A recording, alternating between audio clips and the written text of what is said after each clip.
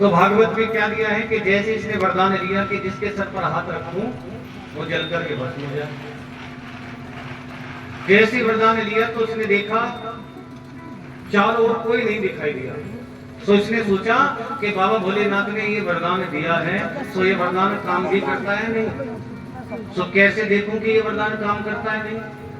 तो अब इसको कोई नहीं दिखाई दिया, तो सामने बाबा भोलेनाथ खड़े थे, तो कहने लगा बाबा भोलेनाथ एक काम करता हूँ, मैं आपके सर पर हाथ रख करके देखता हूँ कि ये वरदान काम भी करता है नहीं। सो बाबा भोलेनाथ ने देखा ये मेरे ही सर पर हाथ रख करके देखना चाहता है, सो बाबा भोलेनाथ दौड़े।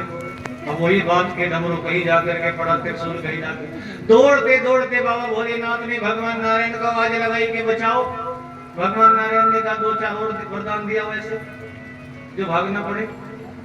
अरे ये बातें तो बाद में भी होती रहेगी, पहले आकर के मेरी रक्षा तो करो।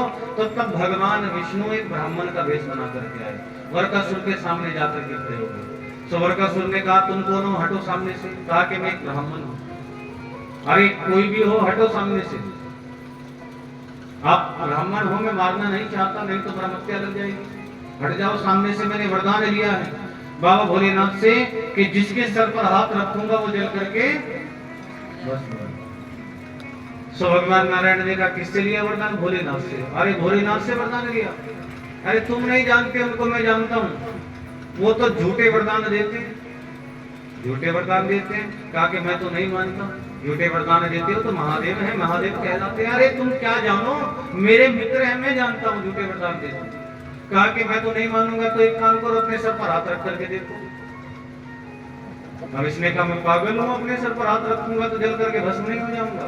सो नारायण जी ने कहा कि अरे मैं ये नहीं कह रहा कि सर पर हाथ रखो, थोड़ा ऊपर रखना, अग्नि प्रकट हो तो हटा लेना। सो इसने हाथ ऐसे किया, देखा, कहा था ना झूठे वरदान देते, थोड़ा और नीचे करो, नीचे किया। आप समझ गए झूठे वरदान देते, थोड़ा और नीचे करो। अब तो विश्वास आ गया होगा झूठे वरदान देते, अब रख ही लो। जैसे सर पर हाथ रखा वहीं जल करके बस हो गए। दोनों कथाएं इस प्रकार से।